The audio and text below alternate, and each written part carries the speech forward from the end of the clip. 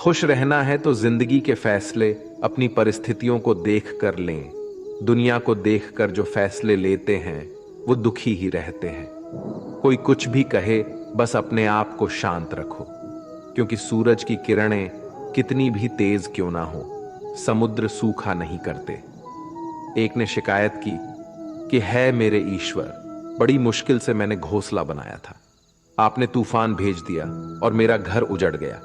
ऊपर से आवाज आई, तेरे घोंसले में सांप आया था तुझे खाने के लिए, इसलिए तूफान भेजा था ताकि तुम जाग जाओ और उड़ सको और तुम्हारी जान सुरक्षित रहे। हमारी जिंदगी में कितनी मुसीबतें आती हैं, हमें पता भी नहीं होता कि हमारा परमात्मा हमें किस तरह परेशानी से बचाता है। अगर तुम्हें लगता है कि परमात्मा तुम्हें कष्ट के पास ले आए हैं, तो भरोसा रखिए वो तुम्हें कष्ट के पार भी ले जाएंगे। मन की पीड़ा का कोई अंत नहीं, इसलिए दूसरों को कोसने से कोई लाभ नहीं है। इसका सबसे सरल उपाय है कि अपने मन को ईश्वर को समर्पित कर दो। ईश्वर के साथ जुड़ते ही जीवन में खुशियों का, सुकून का, संयम का, सहन शक्ति का, प्रेम का, नई ऊर्जा का, जीवन के सही राह का, संतुष्टि का आरंभ जरूर हो जाता है। और हमारा मन पीड़ा से कैसे मुक्त होता है पता भी नहीं चलता। अगर प्रभु तुमसे ज्यादा इंतजार करवा रहे हैं तो तैयार रहना, वो उससे कहीं ज्यादा देने वाले हैं जितना तुमने मांगा है। जिस तरह लोग मुर्दे इंसान को कंधा देना पुण्य समझते हैं, काश इस तरह जिंदा इंसान को सहारा देना पुण्य समझने लगते तो जिंदगी आसान हो जाती। मत सोच इतना कि जिंदगी के बारे में, जिसने जिंदगी दी है उसने भी तो कुछ सोचा होगा ना। आपका बीता हुआ कल भले ही कष्टों से भरा हुआ हो, पर आने वाला कल आपके हाथों में है। मन अंधा होता है, इसके पास अपना कोई ज्ञान नहीं होता। मन कुछ नहीं जानता और ना ही सही मार्गदर्शन करता है। इसलिए आप अंधे मन की बातें मानकर जरूरी कामों को टालना बंद कीजिए। आप हमेशा अपनी बुद्धि से काम लीजिए, मन से नहीं, क्योंकि अंधा मन हमेशा आपको जरूरी कामों को करने से रोक देता है। जब आप बुद्धि के जरिए जरूरी कामों को करना शुरू कर देंगे तो धीरे धीरे आपका मन आपका मित्र बनता चला जाएगा। लेकिन अभी आपका मन आपका दुश्मन बना हुआ है, जो आपको दिन पे दिन बर्बाद कर रहा है। मन से सोचे, कार्यों को मुंह से बाहर मत निकालो। जिस प्रकार किसी गुप्त मंत्र की रक्षा करते हैं, उसी प्रकार अपने बड़े लक्ष्यों को मन में रखकर उसकी रक्षा करो। गुप्त रहकर उस पूरे काम को करो और तभी बोलो जब काम पूरा हो जाए। क्योंकि अधिकतर लोग अपनी तकलीफ से दुखी नहीं है, जितना दूसरों की तरक्की देखकर दुखी है। जब भी कोई बड़ी बात बड़े लक्ष्य की हो, केवल उन बातों को उन लोगों से बांटिए जो उस बातों को अपने भीतर बचाकर रखने का हौसला रखते हो। यदि कभी आर्थिक याद रखें, पहले तो किसी मित्र पर विश्वास ना करें।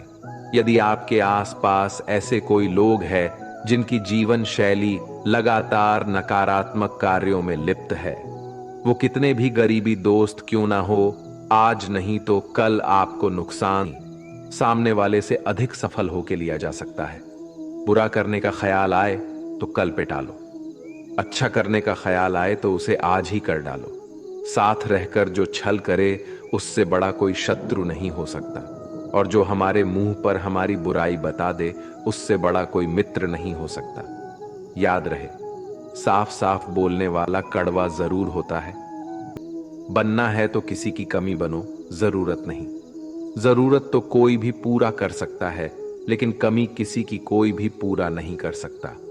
किसी को कुछ दे ना सको तो बस दुआ किया करो, क्योंकि दुआ वो तोहफा है जिसके लिए अमीर भी हाथ फैलाता है।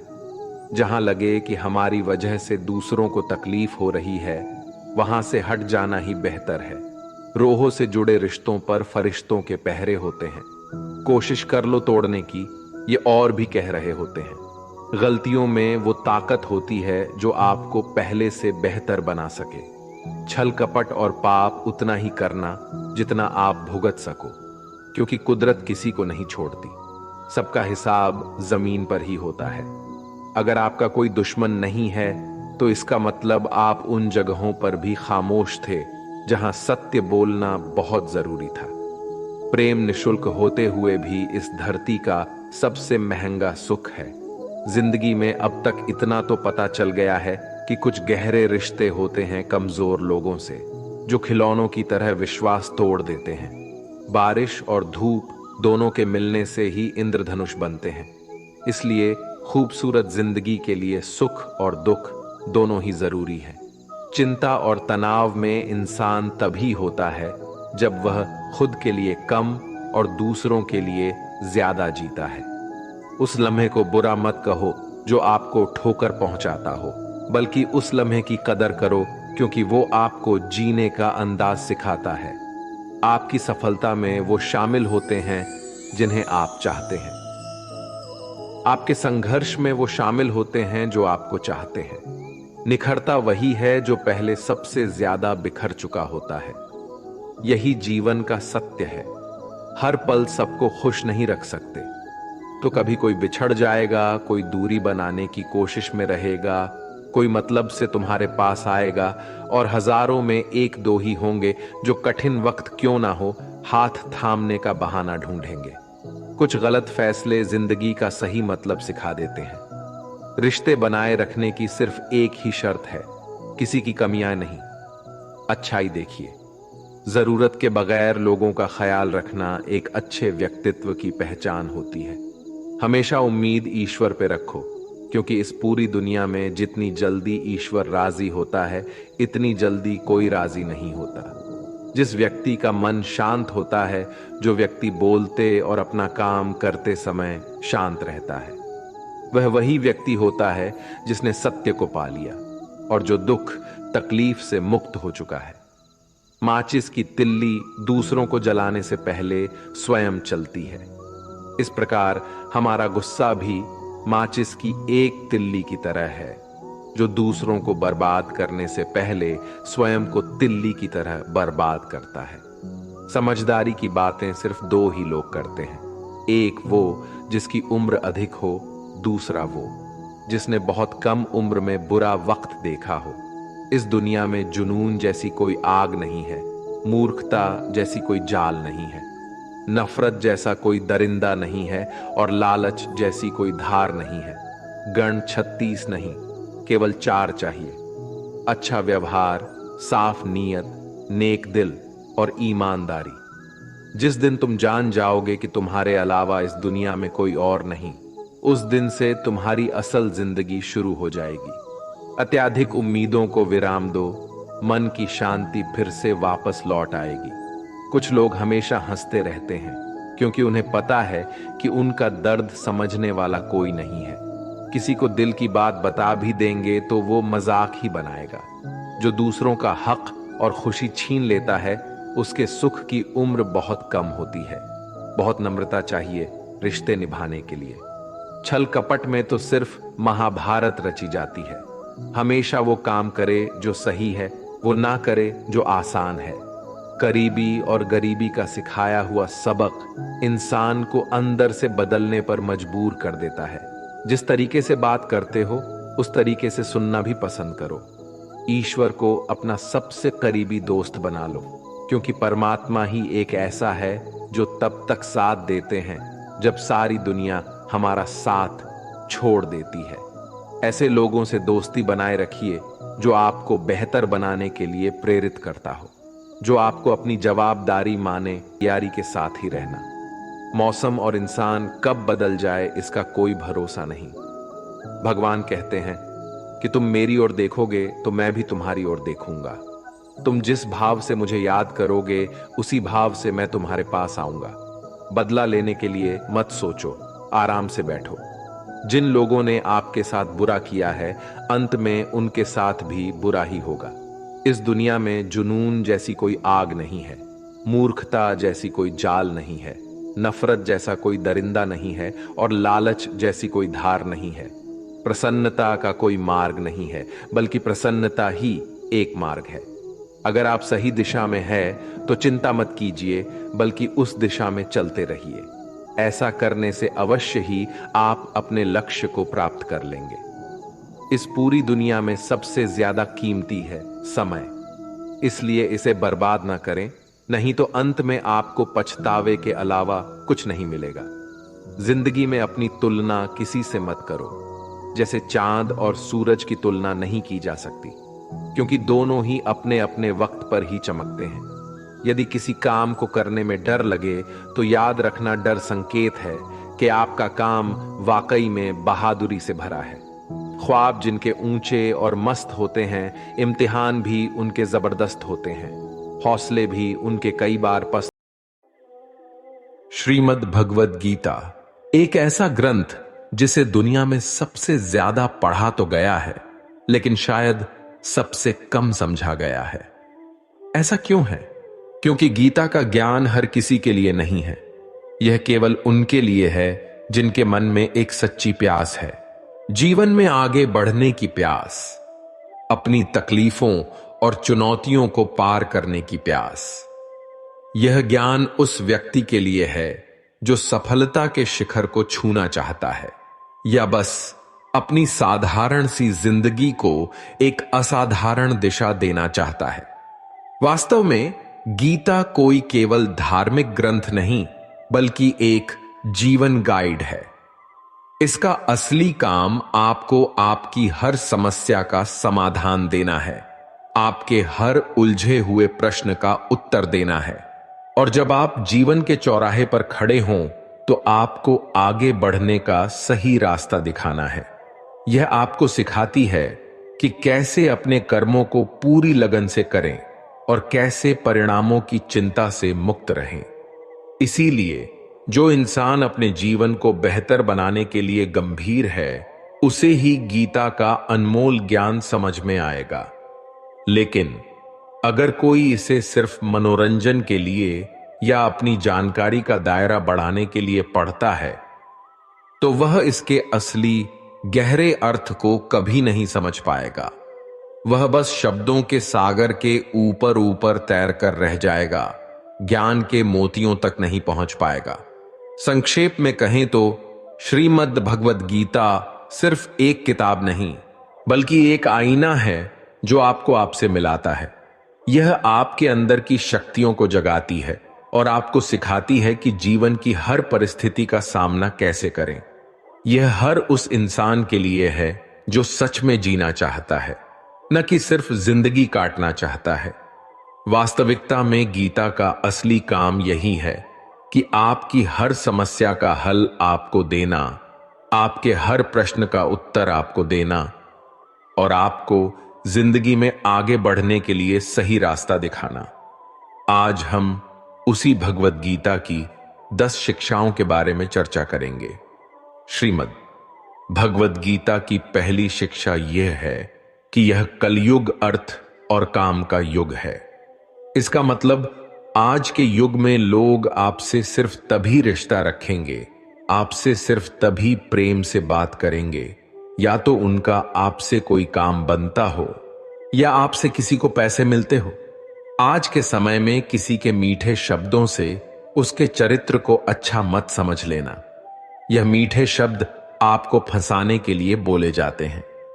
जैसे ही किसी का स्वार्थ आपसे पूरा हो जाता है, फिर पता चलता है कि उस इंसान की असली जुबान कैसी है, क्योंकि इंसान को छलने के लिए मीठे शब्दों से बड़ा और कोई हथियार नहीं होता। अपना काम बनाने के लिए लोग आपकी तारीफ भी करेंगे, अपना काम बनाने के लिए लोग आपको अपना भी कहेंगे, अपना बनाएंगे भी। अपना काम निकालने के लिए लोग आपसे रिश्ता भी जोड़ेंगे। लेकिन अगर आप उनके इस व्यवहार को सच समझकर इसमें फंस जाएंगे, तो आगे चलकर आपके दिल को बहुत बड़ा धक्का लगेगा।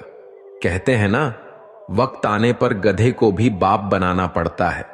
वास्तविकता में यह वही युग चल रहा है जहां लोग अपना स्वार्थ पूरा करने के लिए किसी भी हद तक गिर सकते हैं। किसी शहर में एक गुरुजी का नाम बहुत प्रसिद्ध था। सब लोग उनको बहुत मानते थे। तो वहां का एक व्यापारी उन गुरुजी के पास गया और गुरुजी से कहने लगा कि मुझे अपना शिष्य बना लो, मुझे दीक्षा दे दो। तो गुरुजी ने उस व्यापारी को दीक्षा देकर अपना शिष्य बना लिया। दूसरे दिन उस व्यापारी ने अपने गुरुजी की तस्वीर अपनी दुकान पर लगा दी। जब लोग वहां से गुजरने लगे तो वह लोगों से कहने लगा कि आप उससे सामान खरीदो। सबसे अच्छा और सबसे सस्ता सामान में ही बेचता हूं। मैं अपने गुरुजी की कसम खाकर कहता हूं कि मैं आपसे कोई लाभ नहीं कमा रहा। धीरे धीरे बात गुरुजी के कानों तक पहुंची कि कोई एक व्यक्ति है जो आपका नाम लेकर आपकी कस्में खाकर लोगों को सामान बेचता है, लोगों को बेवकूफ बनाता है और लोग उसके पास इसलिए चले जाते हैं क्योंकि वह आपका शिष्य है और यहां तक कि वह आपकी कस्में भी खाता है और लोग उस पर भरोसा कर लेते हैं कि अपने गुरु की कसम खाता है तो कैसे यह धोखा कर सकता है। एक दिन गुरुजी उसकी दुकान पर गए तो गुरुजी ने जाकर देखा कि वास्तविकता में यह मेरी कस्में खाकर के लोगों को सामान बेचता है। तो गुरुजी ने उस व्यापारी से कहा कि तुम मेरे शिष्य होकर लोगों के साथ धोखा क्यों करते हो थे? तुम्हें तो अच्छे काम करने चाहिए। तो वह व्यापारी बोला, मुझे गुरु शिष्य कुछ समझ नहीं आता, मुझे सिर्फ अपना फायदा समझ आता है। मैंने देखा कि सारा शहर आपको मानता है तो मुझे समझ आया कि आपको गुरु बनाने से मुझे बहुत फायदा मिलेगा। मेरी कोई धर्म में रुचि नहीं है, मेरी फायदे में रुचि है। और जब से मैंने आपका नाम लेना शुरू किया, आपके नाम की कस्में खाने शुरू की, तब से मेरा व्यापार और बढ़ गया है। यह सुनकर गुरुजी को बहुत धक्का लगा कि कैसा समय आ गया है, कैसा युग आ गया है कि लोग अपने फायदे के लिए किसी भी हद तक जा सकते हैं। यह एक ऐसी वक्त की विडंबना है कि लोग अपने मां बाप तक को नहीं छोड़ते, अपने गुरु तक को नहीं छोड़ते। इंसान इंसान को नोच के खा रहा है। हर इंसान कोशिश करता है कि सिर्फ मेरा फायदा होना चाहिए, चाहे सामने वाले का कितना ही नुकसान क्यों ना हो जाए। आज के युग में अगर आप किसी को अपना फायदा उठाने दोगे तो लोग वह मौका कभी नहीं छोड़ने वाले। इसलिए किसी के मीठे शब्दों में, किसी की अपनेपन की बातों में कभी मत फंसना, बल्कि आंखें खोलकर इंसान को परखना सीखो, सच्चाई को देखना सीखो। सबसे ज्यादा धोखा इंसान इंसान के साथ अपनेपन की आड़ में करता है कि तुम तो मेरे अपने हो, तुम तो मेरे खास हो, तुम तो मेरे दिल के करीब हो, तुम्हारे साथ मैं ऐसा कैसे कर सकता हूं। कभी ऐसा हुआ है क्या कि जिसे आप जानते ही ना हो वो आपको चोट पहुंचा जाए? अक्सर आपको चोट वही लोग पहुंचाते हैं जो आपके अपने होते हैं, जो आपके दिल के करीब होते हैं। गीता का इतना अद्भुत ज्ञान, महाभारत की ऐसी लड़ाई पराये लोगों में नहीं थी। यह भाइयों की लड़ाई थी, एक ही परिवार की लड़ाई थी और करोड़ों लोग उस लड़ाई में मारे गए। क्यों? क्योंकि अपना ही अपने का सुख नहीं देख पाया, अपना ही अपने की खुशी से जलता रहा। आपने कभी गौर किया? आप जिसे भी यह कह दोगे ना कि वह आपके लिए खास है, कि आप उसे अपना मानते हैं, देखना आज नहीं तो कल वह आपको चोट जरूर पहुंचाता है। वक्त लगता है, एक दिन में बात समझ नहीं आती, लेकिन एक दिन जरूर समझ आती है कि यहां कोई अपना नहीं है। इस शिक्षा का उद्देश्य यह नहीं है कि हम लोगों से नफरत करने लग जाएं या लोगों से गलत व्यवहार करने लग जाए। इस शिक्षा का यही अर्थ है कि आप लोगों के भरोसे मत बैठे रहो। आप किसी से यह उम्मीद लगाकर मत बैठ जाओ कि यह आपका जिंदगी भर साथ देगा, कि वह आपका साथ कभी नहीं छोड़ेगा। अरे सब साथ छोड़ते हैं। आपकी जिंदगी में कई लोग आएंगे और कई लोग जाएंगे। यह जो आप अपने दिल में बिठा के बैठ जाते हैं कि यह मेरा हमेशा साथ देगा, यह बात कभी अपने दिमाग में मत आने देना। हमेशा के लिए तो हमारा शरीर भी हमारे साथ नहीं रहेगा, वह भी एक दिन छूट जाता है। तो आप लोगों से क्या उम्मीद लगाते हो? याद रखना, किसी के साथ अगर बहुत ज्यादा नेह लगाओगे, मोह लगाओगे तो दुख तो सहना ही पड़ेगा। लेकिन अगर आप इस संसार में सब लोगों से बाहर से चलोगे, ऊपर ऊपर से चलोगे, तो आपको कोई चोट नहीं पहुंचा सकता। श्रीमद् भगवद गीता की दूसरी शिक्षा यह है कि जो इंसान स्वयं से खुश नहीं, वह दुनिया में किसी भी चीज से खुश नहीं हो सकता। आज के समय में अधिकतर लोग खुशी के लिए भटकते रहते हैं। उनकी खुशी उनके वर्तमान में नहीं होती, या तो उनकी कल्पनाओं में होती है या उनके भविष्य में होती है। जिस इंसान की खुशी इस पल में नहीं है, वह खुशी के लिए हमेशा भटकता रहता है। जो इंसान अपने आप से ही खुश नहीं, अगर वह किसी रिश्ते से भी जुड़ेगा तो उस रिश्ते में भी उसे दुख ही मिलेगा। अगर वह किसी काम से जुड़ेगा तो उस काम में भी उसे दुख ही मिलेगा।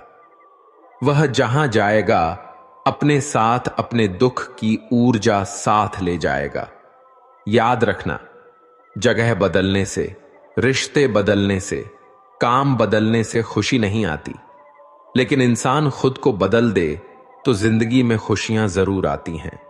जो लोग खुद से खुश नहीं होते, वह खुशी के मौके पर भी कोई न कोई दुख ढूंढ लेते हैं। वास्तविकता में खुश रहना और दुखी रहना एक माइंड की प्रोग्रामिंग है, एक मेंटल ट्रेनिंग है। अगर आप भी अपने माइंड को बार बार हर चीज में उदास होने की ट्रेनिंग दे रखी है, दुखी होने की ट्रेनिंग दे रखी है, तो धीरे धीरे आपका मन खुश होना ही भूल जाएगा। लेकिन अगर आपने अपने मन को छोटी छोटी बातों पर खुश होने की आदत डाली है, तो आप जिंदगी के हर पल में खुशियों को जी पाएंगे। इतनी सी बात अगर किसी को समझ में आ जाए कि खुशियां और दुख हमारे माइंड की प्रोग्रामिंग से चलती है, तो आप अपनी जिंदगी को खुशहाल बना सकते हो, या फिर आप अपनी जिंदगी को दुखों के अंधेरे में धकेल सकते हो। इसीलिए इसे समझना बहुत जरूरी है। जीवन में अगर खुश रहना है तो छोटी छोटी चीजों में भी खुशियों को देखने की नजर होनी चाहिए, नहीं तो बड़ी से बड़ी खुशी में भी आपका मन दुख ही ढूंढ लेगा। श्रीमद् भगवद गीता की तीसरी शिक्षा यह है कि इस दुनिया में हारे हुए इंसान की, तकलीफ में पड़े इंसान की कोई मदद नहीं करता, और अगर कोई इंसान थोड़ा सा भी सफल हो जाए तो उससे कोई खुश नहीं होता। इसीलिए अपना दुख किसी को मत बताओ और अपनी खुशी किसी के आगे मत जताओ। आप अगर अपने दुख दुनिया के आगे शेयर करोगे, लोगों के आगे शेयर करोगे, तो लोग आपसे दूर भागना शुरू कर देंगे, क्योंकि उन्हें पता है कि जितना इसके पास रहेंगे इसके दुखड़े सुनने पड़ेंगे और यह कभी भी हमारी मदद मांगेगा। इसलिए बेहतर है इससे दूर ही रहो। और जैसे ही आप सफल हो जाते हैं तो लोगों को वह भी अच्छा नहीं लगता। यह दुनिया भी बड़ी अजीब है। दुखी इंसान की मदद नहीं करती, और जो इंसान खुश है उसे खुश नहीं रहने देती। उसकी खुशी से भी लोगों को तकलीफ होती है। आपने हजारों बार यह सुना होगा कि दुख में कोई किसी का साथी नहीं होता, तो भी लोगों को समझ नहीं आता, तो भी लोग दूसरों को जाके अपने दुख बताते हैं। दूसरों से उम्मीद लगाते हैं कि वह उनकी मदद करेंगे। कोई क्यों करेगा किसी की मदद? और क्यों खुद को इतना कमजोर बनाना कि दूसरों की मदद की जरूरत पड़ जाए? और क्यों आप अपनी खुशियों को दूसरों को बताए बिना नहीं जी सकते? कई लोगों को आदत होती है, जब तक अपनी सफलता के बारे में, अपनी खुशियों के बारे में 10-20 लोगों को नहीं बता देंगे, तब तक उनका मन भरता ही नहीं है। इसीलिए ही जब आप अपनी खुशियां लोगों को बार बार बताते हो, तब आपके बनते हुए काम भी रुक जाते हैं, बनते हुए काम भी बिगड़ जाते हैं। क्योंकि काम बनने से पहले ही आप अपनी योजना के बारे में सबको बता देते हो। जब तक आप सफल हुए नहीं हो, किसी को कुछ मत बताओ। जब तक आपकी योजनाएं पूरी नहीं हुई हैं, किसी को कुछ मत बताओ। और जिस दिन आप सफल हो जाओगे, जिस दिन आपकी योजनाएं पूरी हो जाएंगी, तब आपको बताने की जरूरत ही नहीं पड़ेगी। लोगों को अपने आप आपकी सफलता दिख जाएगी। इसलिए चाहे आपकी खुशी हो, चाहे आपका दुख हो, उसे अपने तक ही रखना चाहिए। श्रीमद् भगवद गीता की चौथी शिक्षा यह है कि मनुष्य का आहार सात्विक और संतुलित होना चाहिए। कलयुगी आदमी कहीं भी कुछ भी खा लेगा। जिस इंसान को यह समझ नहीं कि क्या खाना चाहिए, कितना खाना चाहिए, कहां खाना चाहिए, कैसे खाना चाहिए, वह जीवन की ऊंचाइयों को कभी नहीं छू सकता। आजकल अधिकतर लोग बस स्वाद के पीछे पागल हो गए हैं। कई लोग तो कहते हैं हमारे शहर से 50-100 किलोमीटर दूर एक जगह है, वहां खाने का टेस्ट बहुत अच्छा है। दिल्ली से 2 घंटे दूर पराठे बहुत अच्छे मिलते हैं, वहां हम रेगुलरली पराठे खाने जाते हैं। 2 घंटा जाना, 2 घंटा आना, सिर्फ एक छोटी सी जुबान के स्वाद के लिए। याद रखना, जो लोग कहीं से भी कुछ भी खा लेते हैं, उन्हें इस बात की समझ होनी चाहिए कि उस भोजन में, उस आहार में न पवित्रता है, न प्रेम है। उस व्यक्ति को आपसे कोई प्रेम नहीं है और उस आहार को बनाने में कोई पवित्रता का ध्यान नहीं रखा जाता। लेकिन लोगों को किसी बात से फर्क नहीं पड़ता, बस जुबान पर टेस्ट आना चाहिए। फिर चाहे हमको 10 दिन का सड़ा हुआ खाना खिलाया जाए, बस टेस्ट अच्छा होना चाहिए। चाहे उस खाने में गंदगी भरी हो, लेकिन हमारी जुबान को उसका टेस्ट अच्छा लगना चाहिए। आज के समय में लोगों के खाने पीने का कोई नियम नहीं है, कोई धर्म नहीं है। सुबह हो, दिन हो, शाम हो, रात हो, जब मन किया तब खाना है। चाहे शरीर बीमार ही क्यों ना हो जाए तो भी खाना है। चाहे बॉडी को सूट भी नहीं कर रहा तो भी खाना है। मैं नासिक गया था, वहां पर लोगों ने बताया कि यहां मिसल पाव खाने के लिए लोग 2 से 3 घंटे लाइन में खड़े रहते हैं। प्रणाम है ऐसे लोगों को जो जुबान के स्वाद के लिए घंटों लाइन में खड़े हैं। ऐसी और भी कई जगहें हैं जहां पर लोग जुबान के स्वाद के लिए घंटों लाइन में खड़े रहते हैं। कमाल के लोग हैं। जब रास्ते पर गाड़ियां चलाते हैं तो ट्रैफिक में ऐसे भागते हैं जैसे दुनिया में कहीं कोई भूकंप आया हो। 1 सेकंड भी लोगों से रुका नहीं जाता है। गाड़ियां एक दूसरे के ऊपर चढ़ा देनी है, बस हमें भागना है। लेकिन जब खाने की बात आती है तो लोग घंटों लाइनों में खड़े हो जाते हैं। आज के समय में लोगों ने जुबान के स्वाद को बहुत ज्यादा महत्व दे रखी है, जिसे खाना ही उनकी जिंदगी का लक्ष्य है। लेकिन श्रीमद् भगवद गीता सिखाती है कि इंसान जैसा आहार खाता है वैसा ही उसका मन होता है, वैसे ही काम करता है, वह वैसे ही एक्सपीरियंस को फील करता है।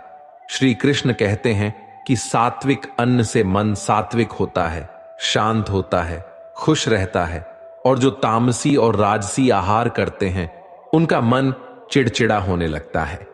ऐसे लोगों को बहुत जल्दी गुस्सा आ जाता है, मन भी अशांत रहता है। जो खाना आप अपने शरीर में डाल रहे हैं उसे हल्के में मत लेना। वही आपका विचार बनने वाला है और वही आपका अनुभव बनने वाला है।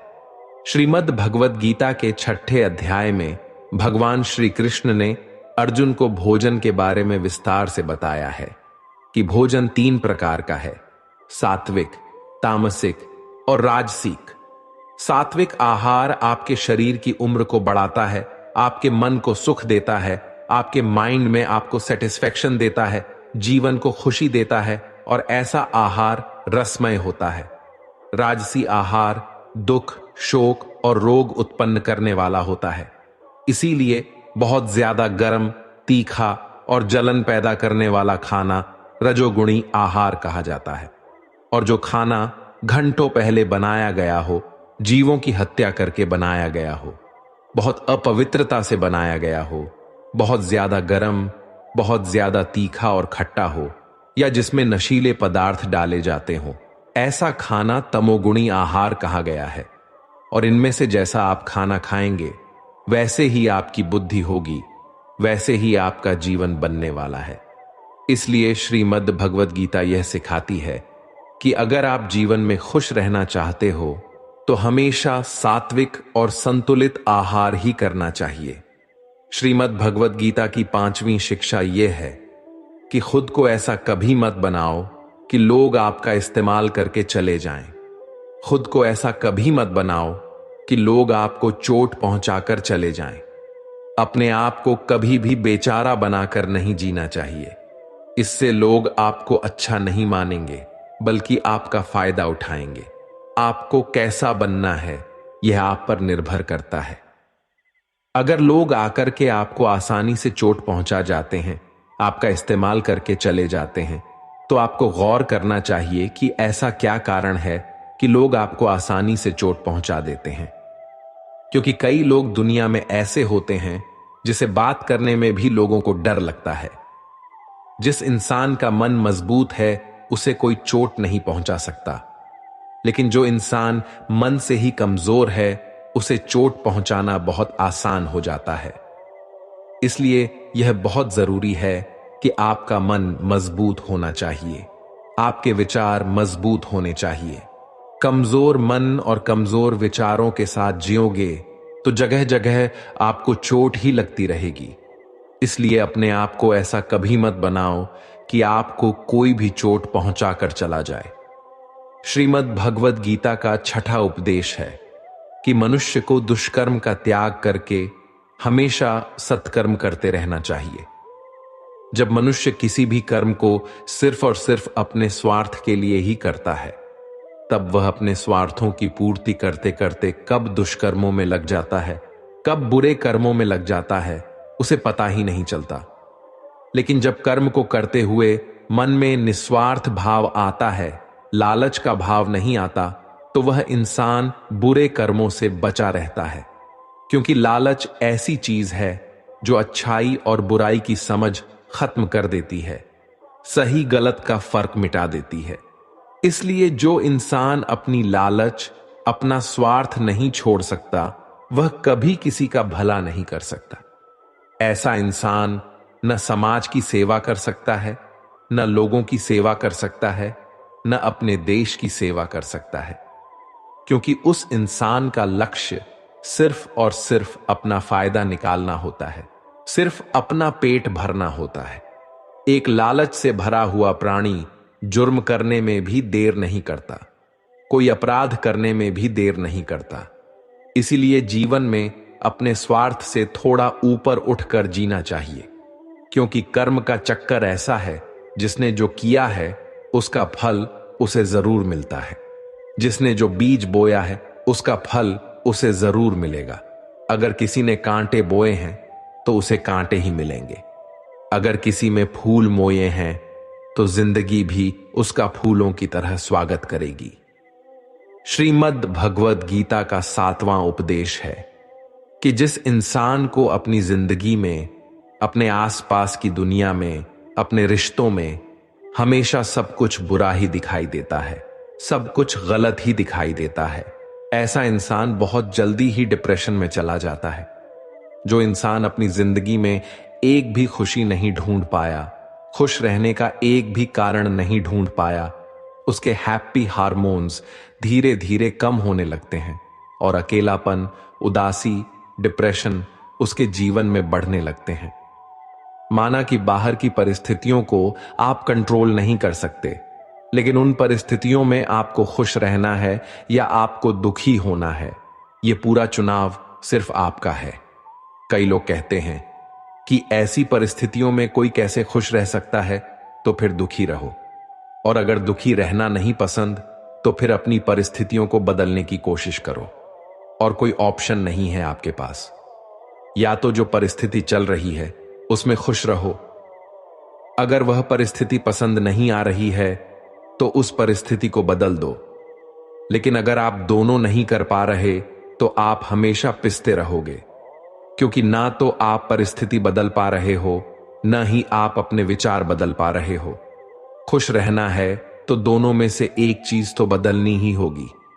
या तो परिस्थिति बदलो या फिर अपने मन के विचार बदलो। और अगर दोनों नहीं बदल सकते तो फिर दुखी रहने के लिए तैयार रहो। श्रीमद् भगवद गीता की 8वीं शिक्षा यह है, किसी बेकसूर इंसान के साथ धोखा करना, उसका बेवजह जानबूझकर दिल दुखाना इस दुनिया का सबसे बड़ा पाप होता है।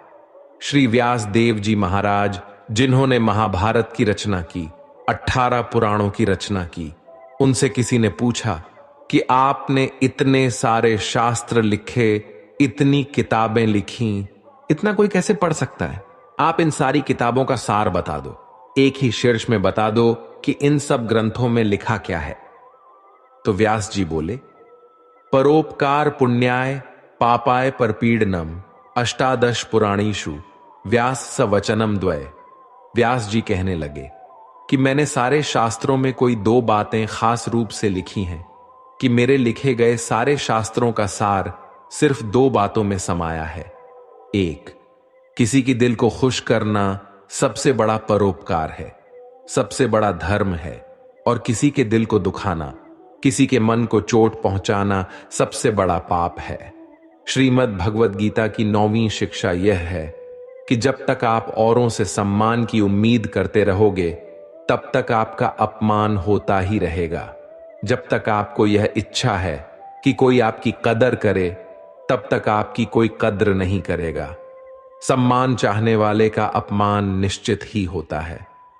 आप कभी गौर करना, जिस इंसान को सम्मान की सबसे ज्यादा लालच होती है वह इंसान जगह जगह पर खुद को अपमानित महसूस करता है।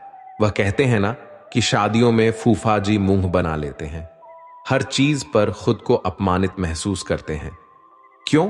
क्योंकि उनके मन में सम्मान पाने की कामना है, और वह सम्मान पाने की कामना ही उन्हें जगह जगह पर अपमानित महसूस कराती है।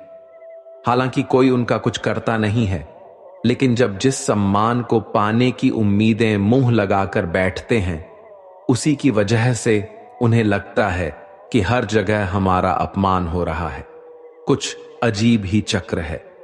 जो लोग सम्मान चाहते हैं उन्हें अपमान मिलता है, जो लोग प्रेम चाहते हैं उन्हें छल मिलता है, जो लोग अच्छा व्यवहार चाहते हैं उन्हें गलत लोग मिल जाते हैं।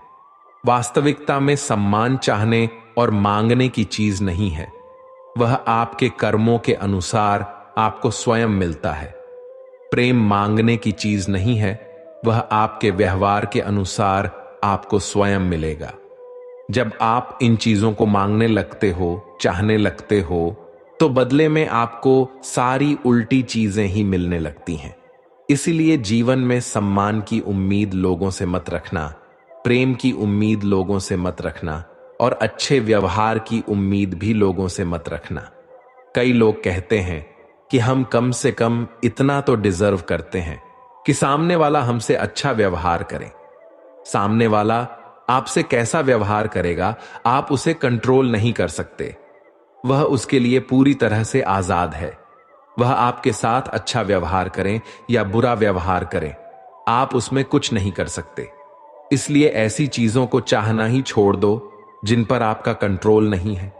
हां, अच्छा व्यवहार करना वह आपके हाथ में है। लोगों को प्रेम देना वो आपके हाथ में है। लोगों के साथ सम्मान से चलना वह आपके हाथ में है। लेकिन बदले में यह चीजें खुद के लिए चाहना वह आपके हाथ में कभी नहीं हो सकता। लेकिन जिस पल आप सम्मान, प्रेम और अच्छे व्यवहार की चाहना छोड़ देते हो, प्रकृति अपने आप ही आपको यह सब चीजें देना शुरू कर देती है। श्रीमद् भगवद गीता की 10वीं शिक्षा यह है कि अगर दुख से छूटना चाहते हो तो जो कुछ भी जिंदगी में आपको ईश्वर ने दिया है, चाहे वह कोई इंसान हो या कोई जॉब हो या घर हो, आपके पास जो भी कुछ है उसके लिए दिन में 3 बार ईश्वर का धन्यवाद जरूर करें। क्योंकि जो लोग धन्यवाद के भाव में जीते हैं उनके जीवन से शिकायत का भाव चला जाता है, और जिसे अपने जीवन में किसी से भी कोई भी शिकायत नहीं है उसके जीवन में दुख टिक ही नहीं सकता है। सिंपल सा गणित है। अगर आपके जीवन में 100% धन्यवाद का भाव है, कृतज्ञता का भाव है, तो शिकायतें और मन की तकलीफें 0% पर रहेगी। लेकिन अगर आपके जीवन में 50% धन्यवाद का भाव है, 50% शिकायतें हैं, तो शिकायतें और मन की तकलीफ उसके जीवन में दुख टिक ही नहीं सकता है। सिंपल सा गणित है। अगर आपके जीवन में 100% धन्यवाद का भाव है, कृतज्ञता का भाव है, तो शिकायतें और मन की तकलीफें 0% पर रहेगी। लेकिन अगर आपके जीवन में 50% धन्यवाद का भाव है, 50% शिकायतें हैं, तो जीवन में दुख और सुख दोनों आते जाते रहेंगे। लेकिन अगर आपकी जिंदगी में 100% शिकायतें ही शिकायतें हैं और 0% धन्यवाद का भाव है, तो आपका मन हमेशा दुखी रहेगा। क्या आपको पता है कि दुख भी जगह ढूंढता है, कि इस इंसान को हर बात से तकलीफ होती है, यह मेरा पक्का ग्राहक है, अगर मैं इसके पास जाऊंगा तो यह बहन खोल के मेरा स्वागत करेगा, क्योंकि इसे हर चीज से तकलीफ होती है। याद रखना, जीवन में शिकायतें जितनी ज्यादा होगी, दुख भी उतना ज्यादा होगा। और जिंदगी में जितना धन्यवाद का भाव होगा, कृतज्ञ का भाव होगा, जीवन उतना ही आनंद से भर जाएगा। ईश्वर को धन्यवाद हम ईश्वर के लिए नहीं करते हैं, हम खुद के लिए करते हैं। हम यह महसूस करने के लिए करते हैं कि कईयों को वह सब कुछ नहीं मिला जो ईश्वर ने, प्रकृति ने हमको दिया है।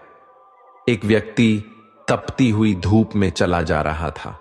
बहुत गरीब था, पैरों में पहनने के लिए चप्पल भी नहीं थी। ऊपर से तेज धूप पड़ रही है और गर्मी से उसके पैर जल रहे हैं। वह धूप में चला जा रहा था और ईश्वर से शिकायत कर रहा था कि हे ईश्वर, यही है तेरा न्याय। मुझे इतना गरीब बनाया है, क्या दिया है तुमने मुझे? इतनी तेज धूप है और मेरे पास पैरों में पहनने के लिए चप्पल तक नहीं है। वह ईश्वर से शिकायत कर ही रहा था, तभी उसके सामने से एक व्यक्ति गुजरा जो जमीन पर घसीट घसीट कर चल रहा था, क्योंकि उसके पास पैर ही नहीं थे। जब उस घसीटते हुए व्यक्ति को उसने देखा तो उसका मन उसी समय धन्यवाद से भर गया कि हे ईश्वर, तेरा लाख लाख धन्यवाद है कि कम से कम मैं अपने पैरों पर तो चल पा रहा हूं। इस बेचारे के पास तो पैर भी नहीं है। जीवन में जब भी शिकायत आए ना, तो एक बार उन लोगों पर नजर जरूर डालना जो वह सब हासिल करने में लगे हुए हैं जो ईश्वर ने आपको दिया है। चॉइस आपकी है। अगर आप जिंदगी से शिकायतें करोगे तो दुख आपका साथी बनकर खड़ा हो जाएगा। अगर आप अपनी जिंदगी को कृतज्ञता से, धन्यवाद से भर दोगे तो आपकी पूरी जिंदगी आनंद से भर जाएगी। क्या इस जन्म के कर्मों का फल हमें इसी जन्म में मिलता है? यदि हां, तो पूर्व जन्म के कर्मों के फल का क्या होता है? और पूर्व जन्म के कर्मों का फल किसे और कब मिलता है? कर्म और फल मनुष्य के जीवन व्यतीत क्रियाओं के अनुसार होता है। हमारा पूर्व जन्म कब, कहां और कैसे था, शायद ही किसी को पता हो, क्योंकि जब इंसान जन्म लेता है तो वह एक शिशु के रूप में होता है, और जब वह बड़ा होता है तो संसार के मायाजाल में फंस जाता है। इंसान के कर्मों का फल उसके जीवन के आधार के अनुसार होता है। तो पुनर्जन्म क्या है, और क्या हमारे कर्म जन्म से लेकर मौत तक हमारा अनुसरण करते हैं?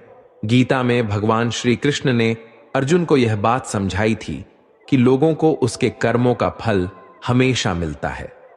आपने महसूस किया होगा कि बुरे लोग हमेशा बुरे कर्म करते हैं, फिर भी वह जीवन में सुखी और संपन्न रहते हैं, जबकि अच्छे लोग जीवन भर अच्छे कर्म करते हैं, फिर भी उसे अपमान और दर्द ही मिलता है। अक्सर लोगों के मन में ऐसा सवाल रहता है कि जो लोग अच्छे कर्म करते हैं वह परेशान रहते हैं, वही जो बुरे कर्म करते हैं वह खुशी से रह रहे होते हैं।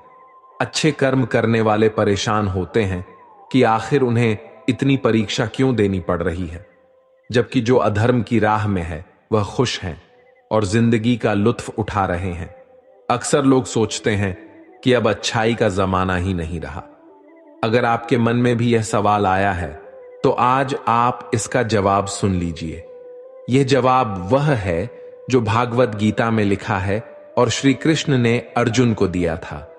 भागवत गीता में वर्णित कथा के अनुसार जब भी अर्जुन के मन में कोई दुविधा होती थी तो वह श्री कृष्ण के पास पहुंच जाते थे। एक बार की बात है, अर्जुन ने भगवान श्री कृष्ण के समीप आकर कहा कि वह दुविधा में है और इसका जवाब वह श्री कृष्ण से चाहते हैं। श्री कृष्ण ने पूछा कि क्या सवाल है?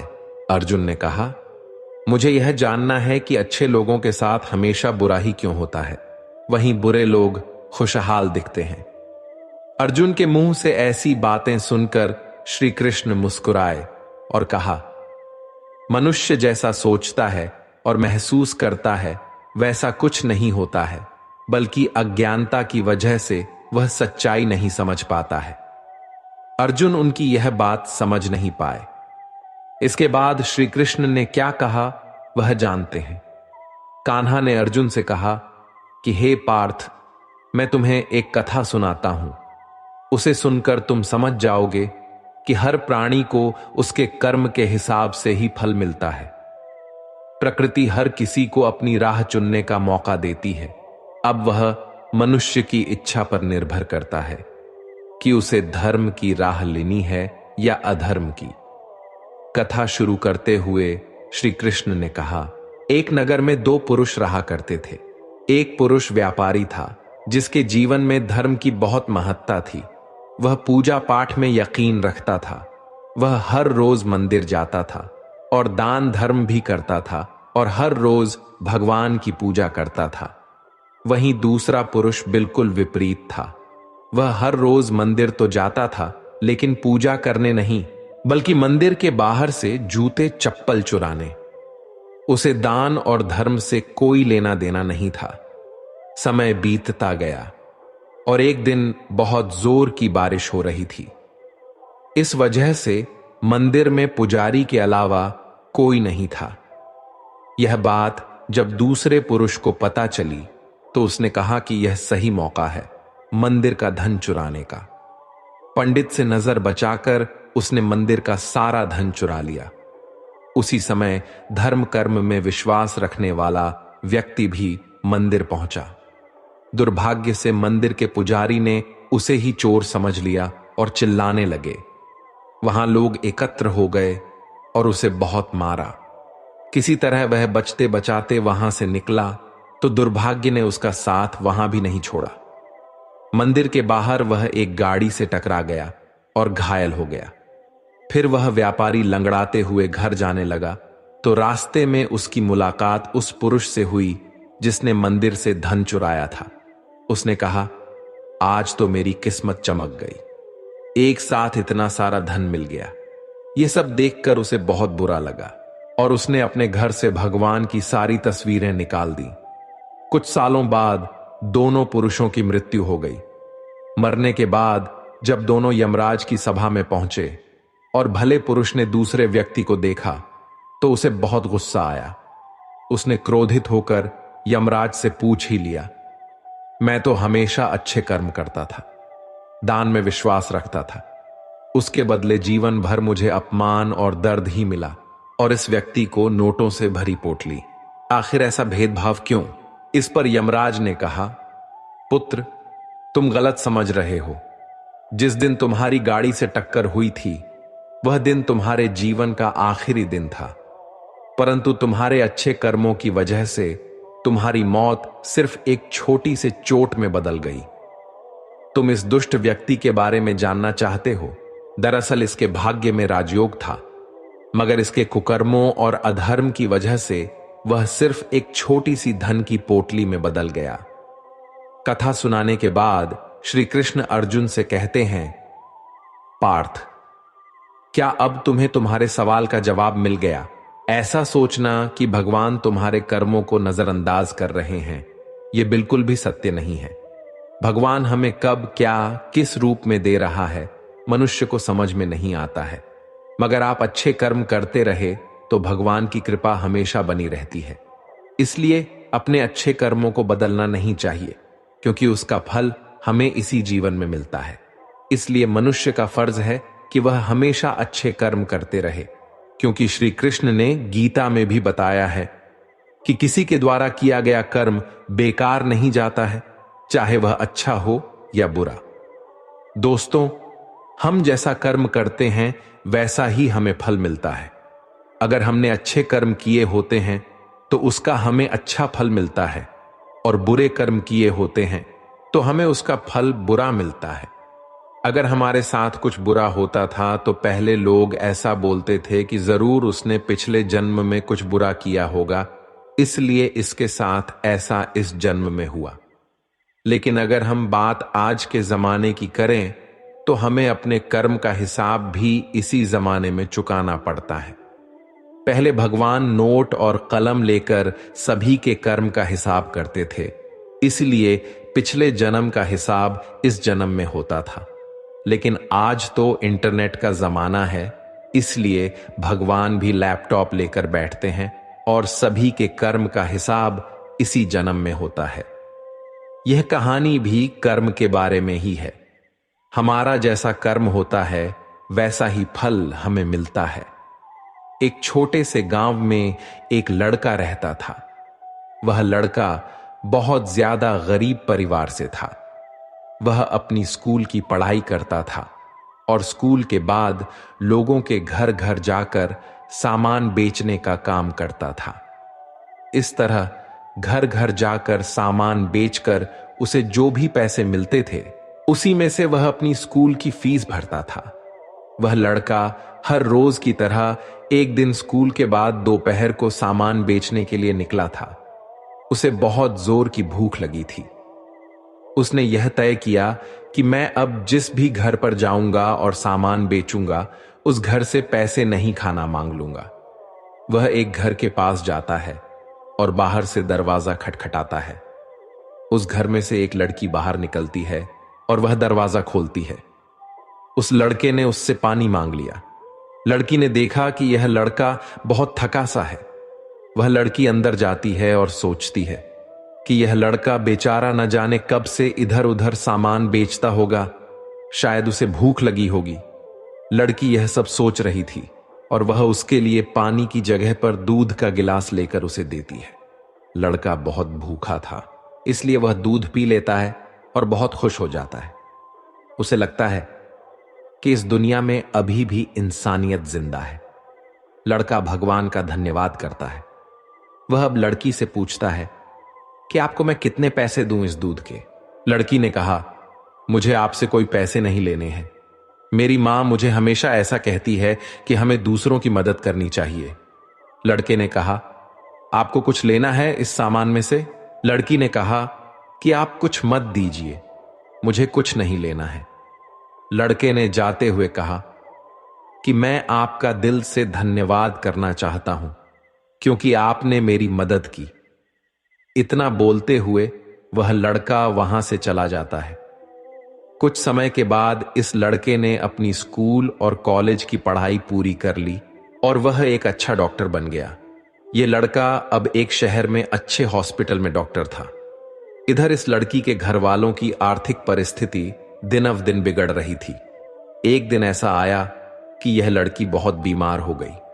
लड़की को उसके घर वाले उसी हॉस्पिटल में ले जाते हैं जिस हॉस्पिटल में यह लड़का डॉक्टर था। उस लड़के के पास यह लड़की का केस आता है। लड़का लड़की का एड्रेस देखता है तो उसे पता चलता है कि यह तो वहीं का एड्रेस है जहां पर मैं अपने स्कूल के समय सामान बेचने जाता था।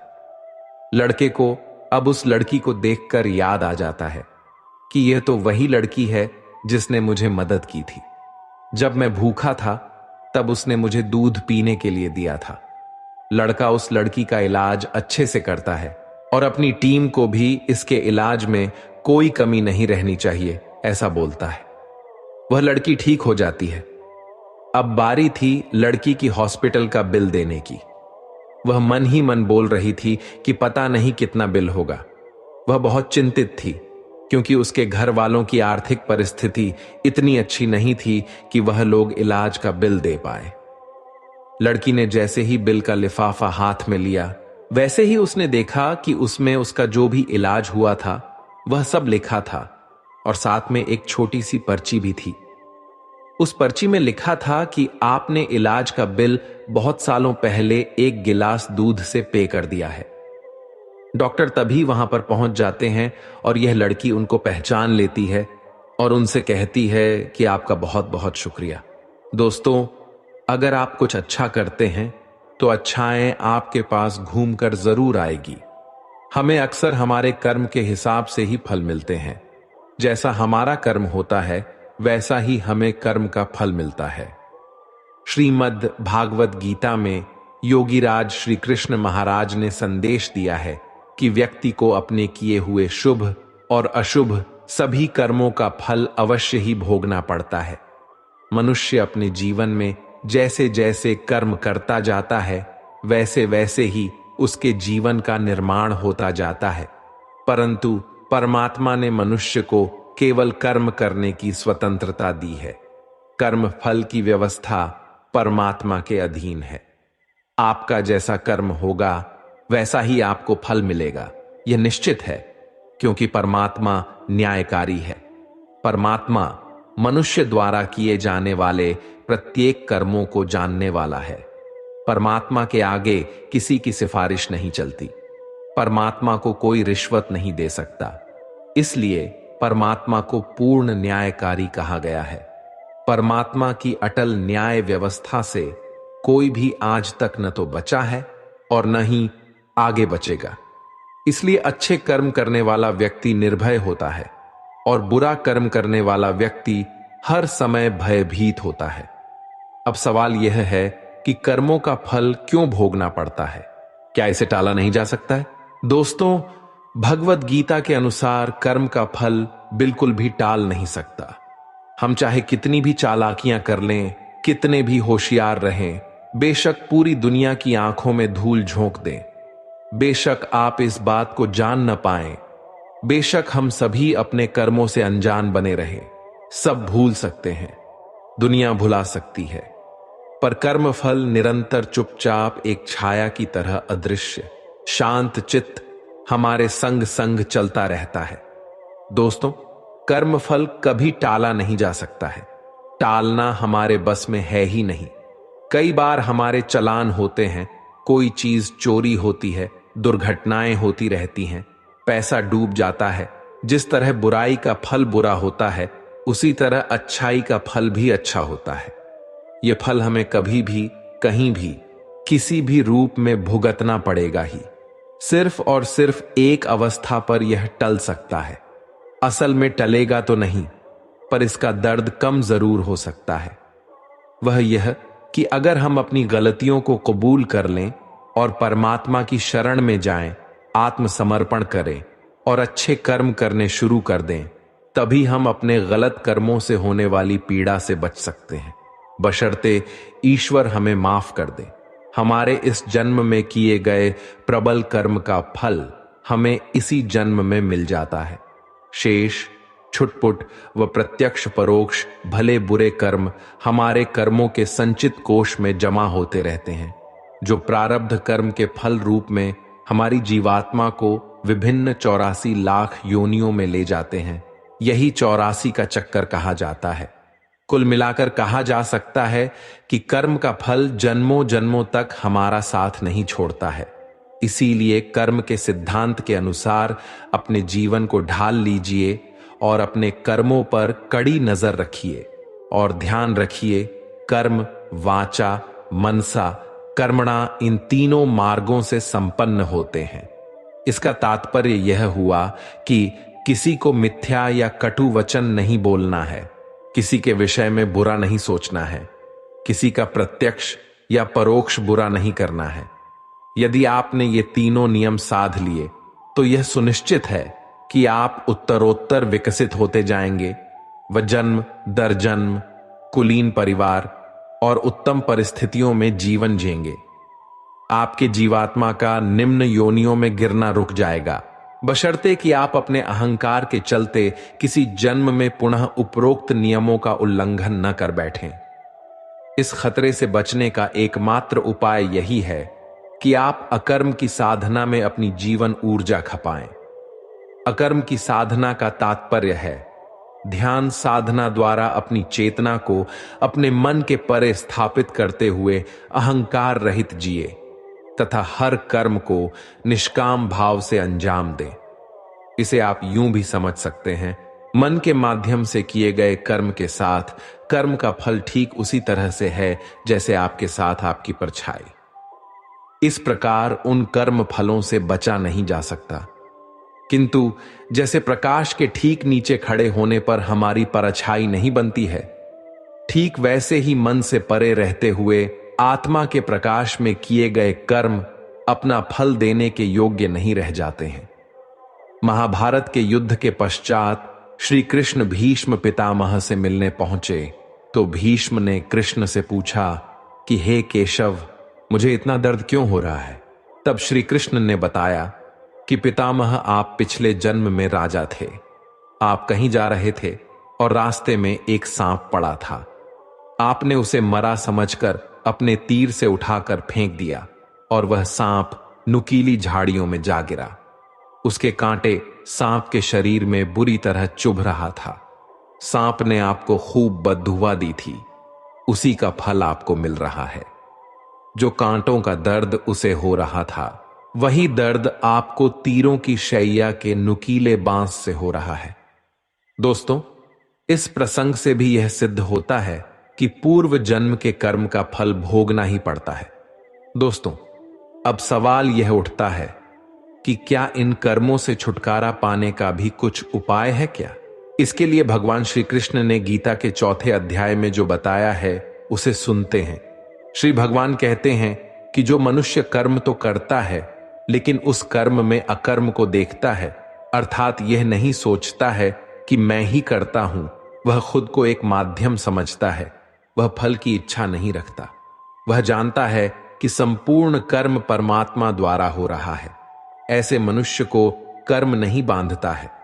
जो पुरुष समस्त कर्मों में और उनके फल में आसक्ति का सर्वथा त्याग करके संसार के आश्रय से रहित हो गया है और परमात्मा में नित्य तृप्त है, उसके लिए भगवान की भक्ति के अलावा और कोई कर्म नहीं रह जाता है। अर्थात वह कर्म करते हुए भी वास्तव में कुछ भी नहीं करता।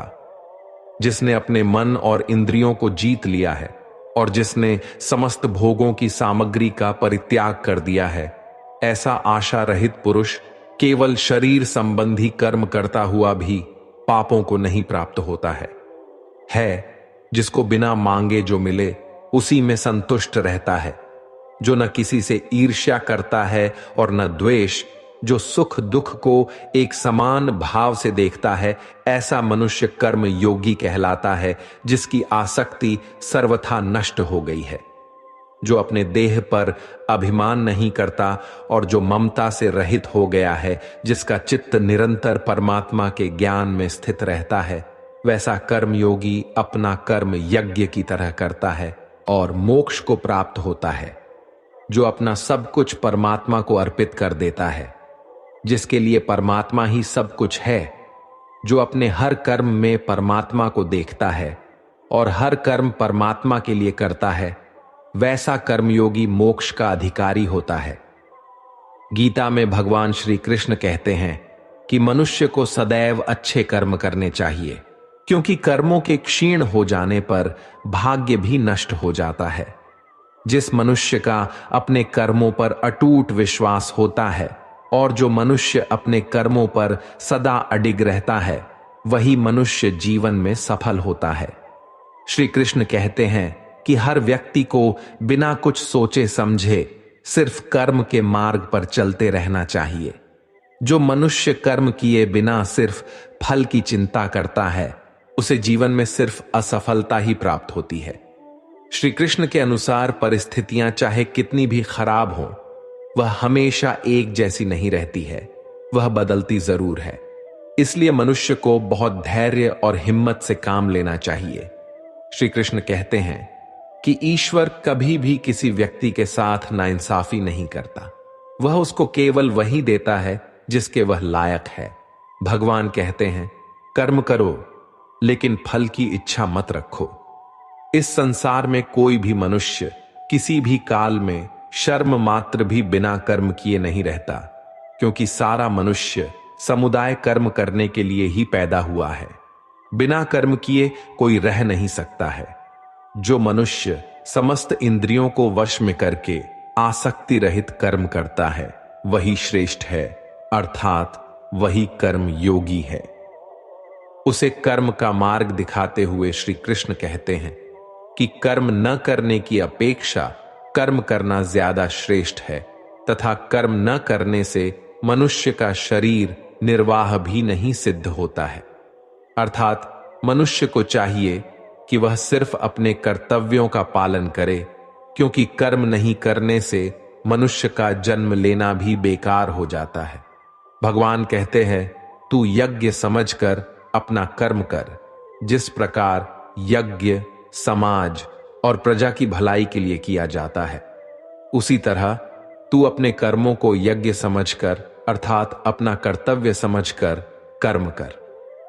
जो पुरुष इस परंपरा से नहीं चलता, प्रकृति के नियमों का पालन नहीं करता, अर्थात अपने कर्तव्य का पालन नहीं करता, वह इंद्रियों के द्वारा भोगों को भोगने वाला पापी पुरुष व्यर्थ ही जीता है। परंतु जो मनुष्य आत्मा में ही रमण करने वाला और आत्मा में ही तृप्त तथा आत्मा में ही संतुष्ट हो, उसके लिए कोई कर्तव्य नहीं है। आत्मा का मतलब यहां सबसे बड़ा सच है, और जो सत्य को समझता है, सत्य में ही खुश होकर सत्य में ही रहता है, उसके लिए कोई कर्तव्य नहीं है। लेकिन ऐसा कोई लाखों करोड़ों में एक होता है। उस महापुरुष का इस विश्व में न तो कर्म करने से कोई प्रयोजन रहता है और न कर्मों के न करने से ही कोई प्रयोजन रहता है, तथा संपूर्ण प्राणियों में भी इसका स्वार्थ से कोई संबंध नहीं रहता। कहने का सीधा मतलब है, जिसे परमात्मा मिल चुका है वह कोई और दूसरा कर्म क्यों करे।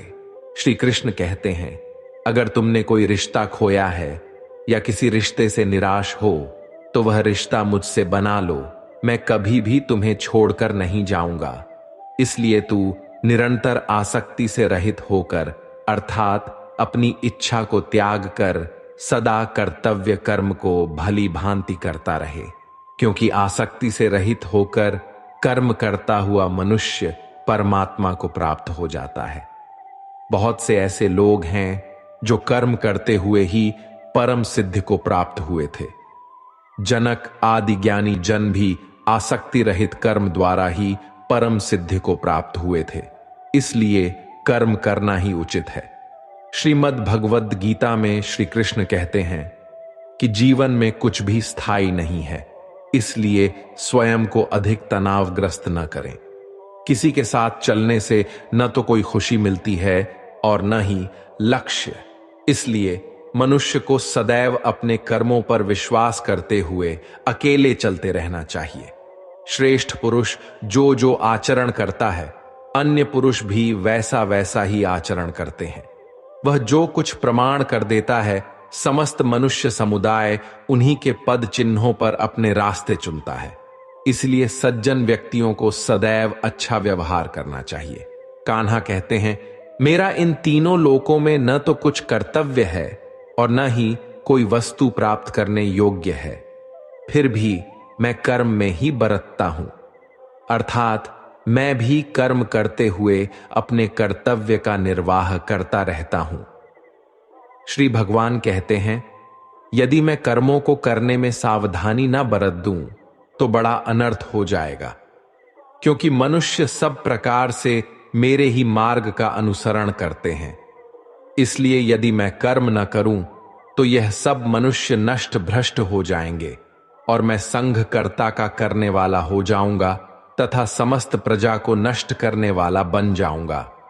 जिनमें समझ नहीं होती वह कर्म में आसक्त होकर कर्म करते हैं। आसक्ति रहित विद्वान को भी चाहिए कि वह भी लोगों को सही दिशा दिखाने के लिए उसी प्रकार कर्म करे।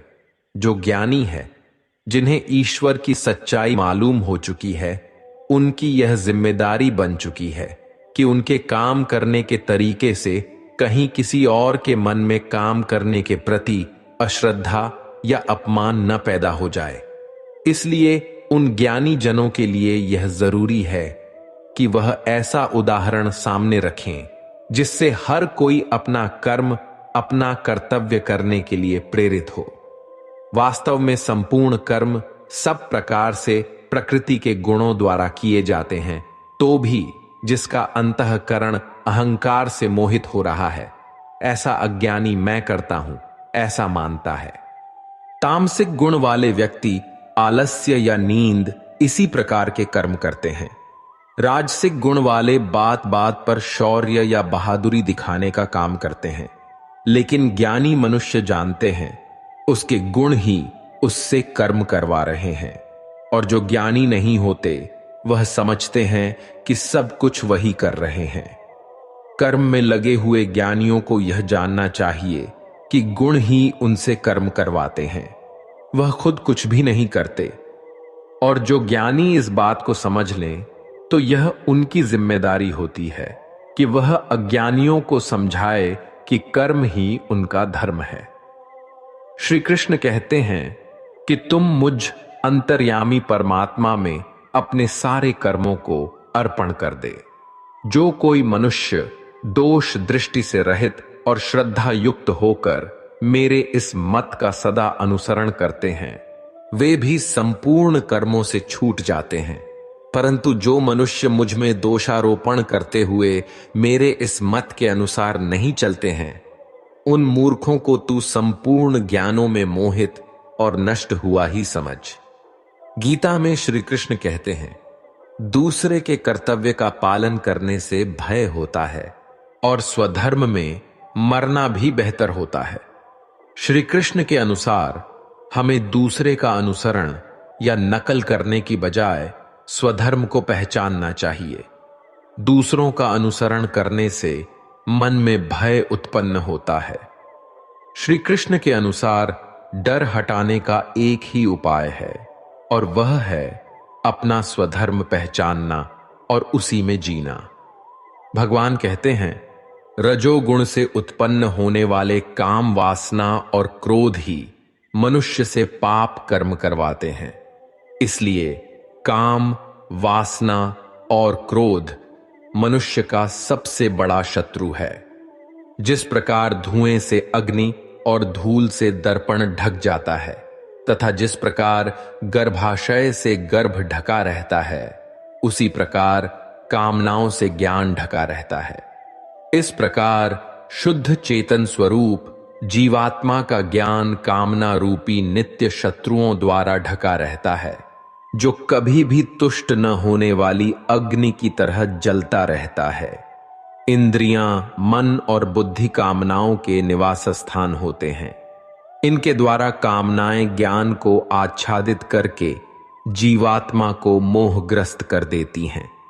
इसलिए मनुष्य को चाहिए कि प्रारंभ में ही इंद्रियों को वश में करके और आत्मज्ञान और आत्म साक्षात्कार में बाधा उत्पन्न करने वाली इन महान पापी कामनाओं का ही बलपूर्वक खात्मा कर दें और कर्म योग के द्वारा परमात्मा की भक्ति करके समस्त कर्मों से छुटकारा प्राप्त कर ले।